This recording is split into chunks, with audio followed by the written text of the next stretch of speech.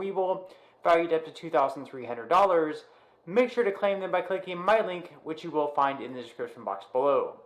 Okay, so with Democrats hoping they can reach an agreement on the framework for the reconciliation package by the end of this week, they will have just a couple more days to do so. Here is House Speaker Nancy Pelosi's take on the whole situation.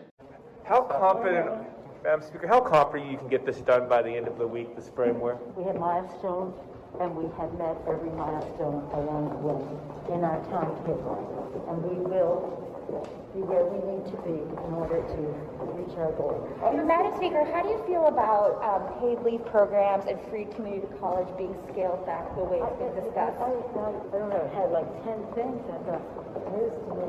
That was what was discussed in the president's meeting with members yesterday. But what do you think about these priorities being scaled back? And how important is it? Pelosi said, "When I saw that they were scaling back community college and paid leave programs on TV, that was news to me."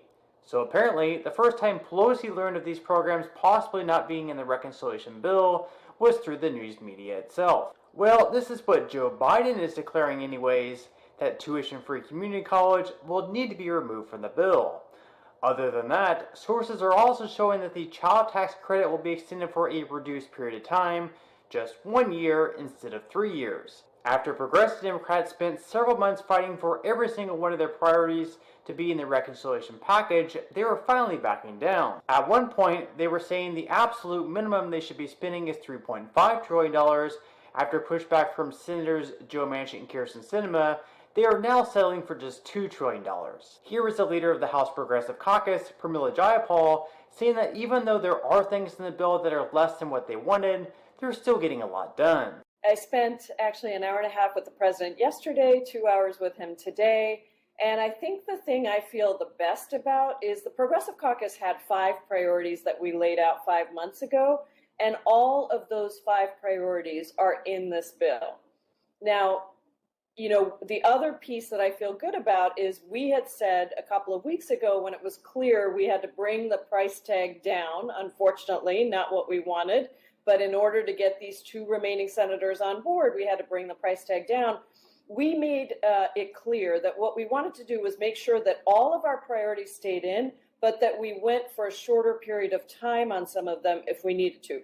And that's exactly where the president is as well. So I feel like on 2 major things, we are there. Now, there are some things that are less than we wanted. Paid leave, we're still working to try and figure that piece out.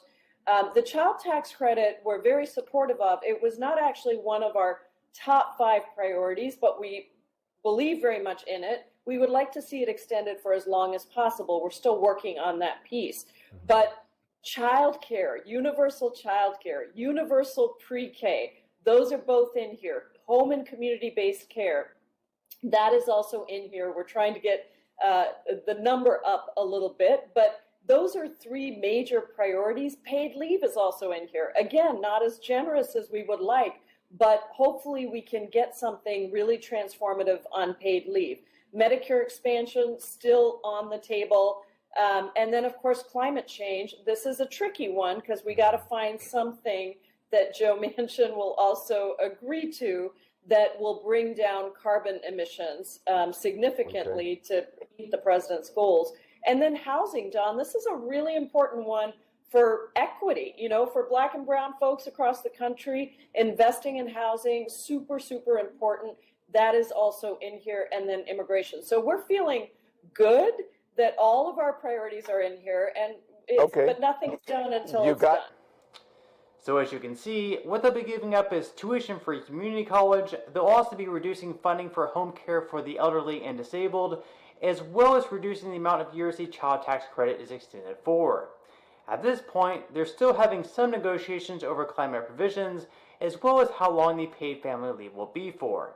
It does seem like universal pre-K will remain in the bill, as that's something Joe Manchin is for, being that residents in West Virginia currently enjoy that benefit.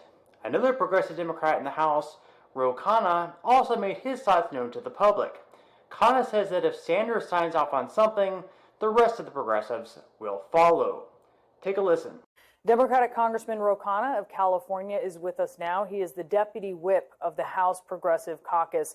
Okay, so much closer to an agreement this morning, for sure, than we saw in the last couple days. Do you think we'll see a vote next week, by next week? Brianna, I'm optimistic. When we met with the president yesterday, he emphasized that he wants to get this done before going to Glasgow. He needs this for our leadership to tackle climate change. I think that message got through to members of Congress. So 1.75 to 1.9 trillion, down from 3.5 trillion. Is that enough? Well, obviously, the House progressives would want more, but let's look at what is in this. It's the first time ever we're going to have universal preschool. Every American kid is going to get to go to preschool. We're going to have child care. We're going to have elder care. We're going to have vision, dental, hearing. So the exact details are still being worked out. I believe that Senator Sanders, Senator Manchin are meeting. If Senator Sanders signs off on something, I think the progressives will follow. A number of those things you mentioned will be pared down. Free community college is out. You did not mention that, but that's out. Paid family leave cut down to 4 weeks from the 12 weeks that you wanted in these contours of an agreement here. As you mentioned, universal pre-K for 3 and 4 year olds you wanted that. Climate change provision still up in the air. Are you progressives settling on this essentially being a kids and climate bill? No, I mean, the seniors are in there with dental, vision, hearing, and this is transformative in making an investment on children and education and making an investment on health. It's something that we haven't done. And so, yes, would we want 12 weeks of paid leave? Yeah, absolutely. But is it good that our country is finally saying we need paid family leave? Again, the details will be worked out. I don't think anything has been decided. But progressives understand we have to compromise to get 51 votes. That's the reality. Let's talk about women. Because when you're looking at 4 weeks of paid leave in the context of maternity leave instead of 12 weeks, that is a woman going back to work less than a month after having a baby. So a tiny newborn at home. Better than nothing, I'm sure you would say, but is that really delivering for poor and middle class women who have really borne the brunt of this pandemic? Brianna, you're right. 4 weeks is not enough. And we as a progressive caucus are pushing for more weeks. In fact, what we have said is even if we can't do it for as many years, let's set the precedent at 12 weeks. Let's certainly do it more than 4 weeks. And that's why this is an ongoing negotiation. I don't think 4 weeks has been settled. We understand, though, that we have to compromise to get something done. And right now we have no paid family leave. And that reality is something that progressives understand. And the child tax credit, right? So if you're seeing that being pared down, it's not going to be extended beyond an extra year. How is that not, parents, in particular women, really paying the price of these cuts here? Well, first of all, there was no child tax credit extension before President Biden came. Now we, with the Democrats in Congress, have said $300 a month for people with kids. Most working class and middle class families are getting that.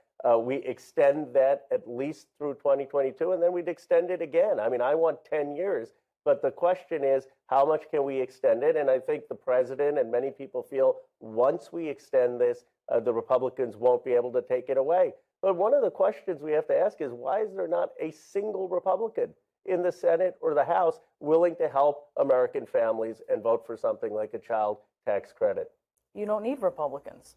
Well, it would be nice. There used to be Republicans who were for Social Security, for Medicare. I mean, how can you be pro-family and not for the child tax credit? So we're in a reality where we don't have a single Republican vote. We're going to extend it, but we expect that once people have it, it'll be hard for Republicans to repeal it. So what seemed like a package that was never going to get agreed on, I have to admit, I am pretty surprised that it looks like they are closing in on a deal.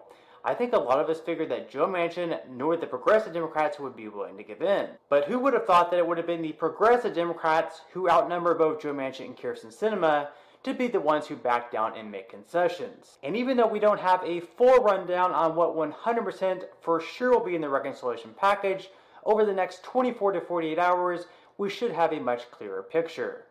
But on that note, I'm going to go ahead and wrap up this video. Again, if you would like to receive a couple of free stocks from Webull, make sure to quickly claim them by clicking my link, which you will find in the description box below. To receive the first stock, you will need to fully open an account. Then to receive the second free stock, which will be valued up to $2,000, you'll need to make a qualifying deposit of at least $5. And even if you aren't all that interested in investing or continue to invest at this point in time, you can always sell the free stocks that you receive and transfer that money, however much they're worth, right back to your bank account. So free stocks or free money is completely up to you. So once again, I hope everyone has a great and safe rest of their day, and I'll see you in the next